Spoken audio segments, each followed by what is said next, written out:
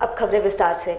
कोल्हान के राजनीति जगत के लिए बड़ी खबर कोलकाता से आई है, जहां किडनी ट्रांसप्लांट के बाद स्वास्थ्य लाभ कर रहे ईंचागढ़ के पूर्व विधायक सह भाजपा नेता साधु चरण महतो की देर रात तबियत बिगड़ने के बाद मंगलवार सुबह उनका निधन हो गया। विदित रहे कि पूर्व विधायक का पिछले दिनों कोलकाता के रविंद्रनाथ टैगोर अस्पताल में किडनी ट्रांसप्लांट किया गया था, जिसके बाद वे कोलकाता में ही रहकर स्वास्थ्य लाभ कर रहे थे।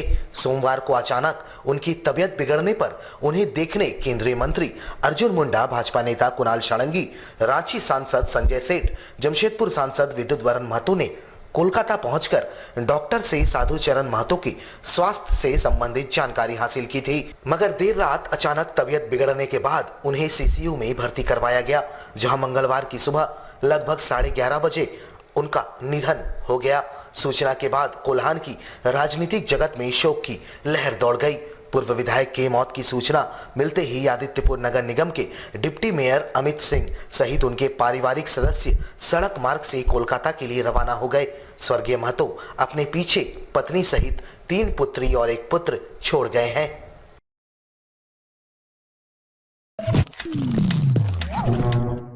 जमशेदपुर शहर को पिछले दिनों राष्ट्रीय राजधानी दिल्ली के विज्ञान भवन में आयोजित स्वच्छता सर्वेक्षण सम्मान के तहत 2 अवार्ड मिले हैं। इस साल जमशेदपुर ने 12वां रैंक हासिल किया है और पूर्वी भारत का पहला 3 स्टार रैंकिंग वाला शहर बना है। इसके तहत जमशेदपुर शहर को सफाई मित्र चैलेंज सम्मान मिला है, साथ ही 5 करोड़ का इनाम भी मिला है। इधर मंगलवार को पुरस्कार लेकर जमशेदपुर एक्सेस के विशेष पदाधिकारी कृष्ण कुमार के जमशेदपुर पहुंचते ही सफाई कर्मियों ने जीएनएससी के अधिकारी और कर्मचारियों के साथ स्वच्छता अभियान से जुड़े ब्रांड एम्बेसडर खुशी से झूम उठे। सभी ने ढोल नगाड़ों के साथ ट्रॉफी लेकर शहर की सड़कों पर जश्न मनाया और शहर को बेहतर रैंकिंग दिलवाने का संकल्प लिया। जमशेदपुर नोटिफाइड एरिया कमेटी के विशेष पदाधिकारी कृष्ण कुमार ने इसका श्रेय पूरे शहर वासियों के साथ सफाई मित्र एवं ब्रांड एम्बेसडर को देते हुए कहा कि 4370 शहरों में 12वां स्थान पाना वाकई में काफी गौरवान्वित करने वाला है। उन्होंने इंदौर के तर्ज पर शहर को स्वच्छता सर्वेक्षण में नंबर 1 बनाने की बातें कही। विज्ञान भवन में स्वच्छता सर्वेक्षण या स्वच्छ सर्वेक्षण का अनाउंसमेंट हुआ रैंकिंग को लेकर के, और उस रैंकिंग में भारत सरकार के द्वारा जमशेदपुर को 2 अवार्ड मिला है। एक अवार्ड सफाई मित्र चैलेंज के लिए दिया गया है, जहां पे 2 अवार्ड के साथ 5 करोड़ रुपया की राशि भी दी गई है। ये राशि सरकार के गाइडलाइन के अनुरूप, जो भी गाइडलाइन आएगा उसके अनुरूप हम लोग उसमें खर्चा करेंगे। इसके अलावा गार्बेज फ्री सिटी को लेकर के एक अवार्ड दिया गया है। तो जमशेदपुर के लिए एक बड़ा सुनहरा अवसर है, बड़ा सुनहरा मौका था कि जहां किसी को एक भी पुरस्कार नहीं मिला, वहां पर हम लोगों को 2 पुरस्कार मिला है। तो ये मैं मानता हूं कि ये जमशेदपुर की जनता के, जमशेदपुर के वासियों के लिए और यहाँ के कर्मियों का मेहनत का फल है। उनकी जनता ने हमको सपोर्ट किया, जनता के द्वारा फीडबैक दिया गया और उसी का नतीजा हुआ कि हम लोगों ने इस तरह का रैंकिंग प्राप्त किया। आप देखेंगे कि पिछले 3 साल में जहाँ पे जमशेदपुर 56-60 रैंक में था, वो पायदान बढ़कर आज जो है 12 स्थान पे आ गया है। और मैं चाहूंगा कि ये स्थान जो है आगे दिनों में आने वाले सर्वेक्षण में हम लोग टॉप 3 पे लाएं। भाकपा माले के नेता माओवादी प्रशांत बोस को गिरफ्तार किए जाने के खिलाफ नक्सलियों के द्वारा लगातार प्रतिरोध किया जा रहा है। इसी कड़ी में 23 नवंबर से लेकर 25 नवंबर तक बंदी बुलाई गई है। 4 राज्यों में यह बंदी बुलाई गई है। जमशेदपुर जिला प्रशासन द्वारा भी इस बंदी को लेकर काफी सतर्कता बरती जा रही है। पूर्वी सिंहभूम जिले के ग्रामीण एसपी नाथू सिंह मीणा ने इस बाबत कहा कि बंदी के मद्देनजर तमाम ग्रामीण इलाकों में विशेष बलों की तैनाती की गई है, जिसमें जिला पुलिस बल, सीआरपीएफ और जैफ के जवान शामिल है। वहीं दूसरे राज्यों से सटे सीमावर्ती इलाकों में भी वहां के प्रशासन के साथ समन्वय स्थापित कर पूरी निगरानी की जा रही है, ताकि किसी भी तरीके से कोई अप्रिय घटना को नक्सली अंजाम ना दे सके।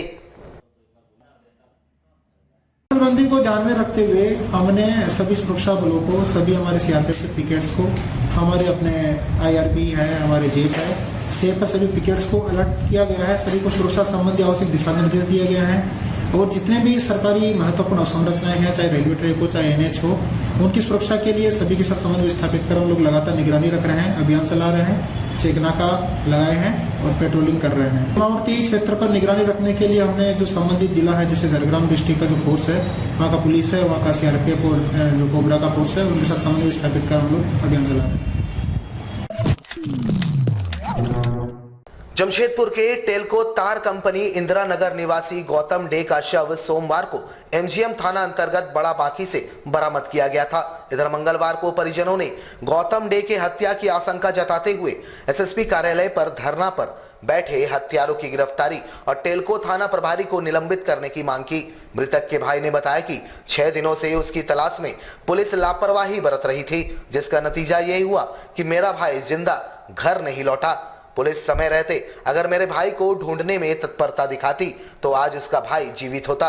उन्होंने बताया कि उसका भाई बिजनेस के सिलसिले में घर से करीब 35,000 रुपए लेकर निकला था, लेकिन दोबारा लौटकर जिंदा नहीं आया। मृतक के भाई ने टेलको थाना पुलिस को निलंबित करने और अपने भाई के हत्यारों को अविलंब गिरफ्तार किए जाने की मांग की। इस दौरान परिवार के सभी लोग जिला पुलिस मुख्यालय के समक्ष धरना दिए। मेरा भाई दिनांक 10 तारीख से लापता है। 35,000 रुपये लेके घर से दुकान से निकला था, जिसका सनात हम लोग टेलको थाना में किए थे, पर किसको कोई रिसीविंग नहीं दिया गया।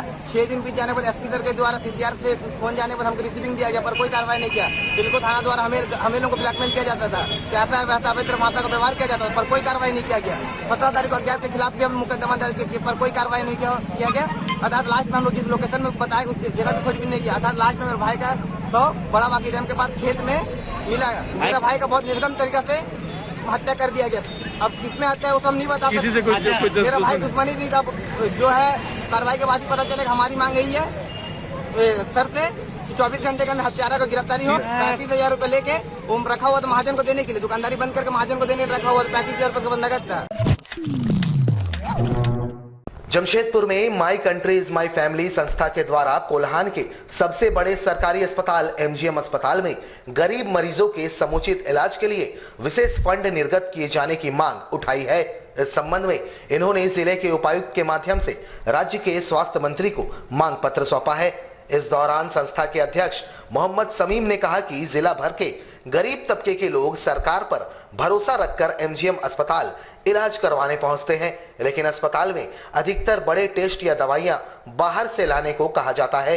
गरीब व्यक्ति के पास इतने पैसे नहीं होते हैं कि वो बाहर से टेस्ट या दवाइयां करवा पाए, इस कारण वो अस्पताल के भरोसे ही इलाज करवाते हैं। इन्होंने कहा कि ये समस्या धीरे धीरे बढ़ते जा रही है, जिससे मरीज त्रस्त हैं। उन्होंने कहा कि राज्य सरकार हर दिशा में बेहतर कार्य कर रहे हैं, इस कारण उन्हें MGM अस्पताल की व्यवस्था पर भी ध्यान देते हुए अस्पताल में विशेष फंड की व्यवस्था की जानी चाहिए, ताकि गरीब तबके के मरीजों का संपूर्ण इलाज संभव हो सके। सरकारी हॉस्पिटल MGM में विशेष फंड की व्यवस्था की मांग के लिए स्वास्थ्य मंत्री श्री बन्ना जी गुप्ता को उपायुक्त के माध्यम से पत्र लिखा है। हमारी यही मांग है कि जो गरीब तबके लोग जैसे डेली कमाने खाने वाले जब सरकारी हॉस्पिटल में जाते हैं तो विश्वास के साथ जाते हैं कि सरकार उनके साथ है। अच्छे डॉक्टर होने के बावजूद कुछ दवाइयाँ दी जाती है, कुछ बाहर से लिखी जाती है। जो बाहर से लिखी जाती है वो 1500-1000 के आसपास होता है। कुछ टेस्ट जो वहाँ भी हो जाते हैं, लेकिन कुछ जो टेस्ट बाहर से लिखे जाते हैं बहुत महंगा होता है। ऐसी परिस्थिति में मजदूर अपना टेस्ट भी नहीं करवाता, ना ही दवाई लेता है, जिससे रोग बढ़ता है। फ्यूचर में उसे गंभीर बीमारी से जूझना पड़ता है और उसकी जान भी जल जाती है। तो हम चाहते हैं कि छोटी छोटी चीज़ को सरकार तक रखे और सरकार का ध्यान दिलाए। और सरकार अच्छी सरकार है और उनका प्रयत्न है कि वो अच्छा झारखंड के लिए करे। तो हम उम्मीद करते हैं अपने झारखंड के स्वास्थ्य मंत्री से, जिस तरह उन्होंने रिम्स में एक अच्छी पहल की है, विशेष फंड की व्यवस्था की है, MGM में भी विशेष फंड की व्यवस्था करें। जमशेदपुर के साकची स्थित शहीद चौक के समीप श्री श्री हनुमान मंदिर निर्माण का विवाद अब गहरा गया है। निर्माण कार्य को प्रशासन द्वारा रोके जाने के विरोध में मंदिर कमेटी के लोगों ने जिले के उपायुक्त से मुलाकात की और निर्माण कार्य को शुरू करवाए जाने की मांग की। मंदिर कमेटी के अध्यक्ष ने कहा कि विगत कोरोना काल में मंदिर की ठीक से देखभाल नहीं होने से मंदिर अस्त व्यस्त हो गया था और विगत 1 माह पूर्व मंदिर के जीर्णोद्धार का कार्य सनातन उत्सव समिति के सहयोग से शुरू हुआ, लेकिन मंदिर के बगल में स्थित भाजमो कार्यालय के लोग निर्माण कार्य को जबरन रोकने के प्रयास में जुटे हैं। इन्होंने कहा कि मंदिर निर्माण में ये लोग अपना श्रेय लेना चाहते हैं और जबरन मंदिर का नाम बदलना चाहते हैं। ऐसा नहीं होते देख पुलिस प्रशासन को दिग्भ्रमित कर जबरन वहां विवाद पैदा करवाकर निर्माण कार्य को रुकवाया गया है। इन्होंने कहा कि इस मामले पर जिले के उपायुक्त खुद संज्ञान लेकर इस पर कार्रवाई करें ताकि मंदिर निर्माण का कार्य जल्द से जल्द पूर्ण हो सके। मिलने आए हैं, इस मांग को रखने आए हैं कि हम लोगों का श्री श्री हनुमान मंदिर साक्षी शहीद चौक 1965 से स्थापित है और बगल में क्वार्टर में रहते हैं जोगिंदर सिंह जोगी जी। उन्हें अत्याचार करके कभी मंदिर का ये नाम कभी वो नाम रख के दूसरे तीसरे नाम रख के मंदिर का नाम को चेंज करा जा रहा।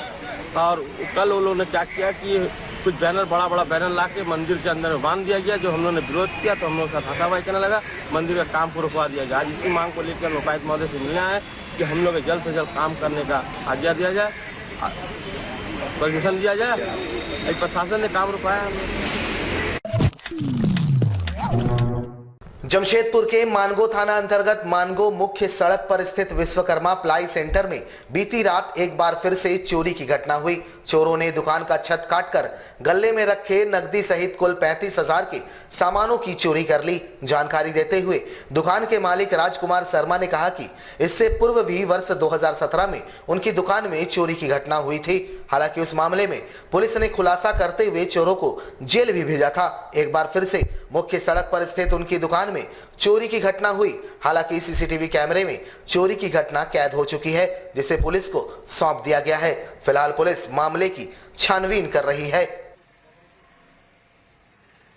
जब कल हमारा स्टाफ वाले दुकान खोलने आया तो तुरंत फोन किया कि भैया यहाँ पे चोरी हो गई है। तो हमने तुरंत आए, वहाँ तुरंत आए। उसके बाद में देखे तो ऊपर में टीना तोड़ के और अंदर घुस के सुबह 3:15 हो रहा था। 3:15-16 पे वो घुसा, अकेला था। और उसके साथ में जरूर मैंने कुछ लड़के लोग और भी होंगे, अकेले तो कर नहीं सकता। घुसने के बाद में वो दराज पहले खोला, उसमें से जो भी पैसा था करीब 7-8 हज़ार रुपया था, वो 7-8 हज़ार रुपया निकाला। और रोल था, प्लास्टिक का पीवीसी रोल था मांगा, वो रोल ले गया है। स्टेनलेस स्टील का जाली ले गया, एल्युमिनियम का जाली था। तो 30 से 35 हज़ार रुपये की चोरी हुई है। हमारे साथ लगातार जुड़े रहने के लिए आप हमें YouTube पर जरूर सब्सक्राइब करें। आज के लिए बस इतना ही। कल आपसे फिर मिलेंगे कुछ नई खबरों के साथ। तब तक के लिए AMG न्यूज़ की पूरी टीम को दीजिए इजाजत। नमस्कार।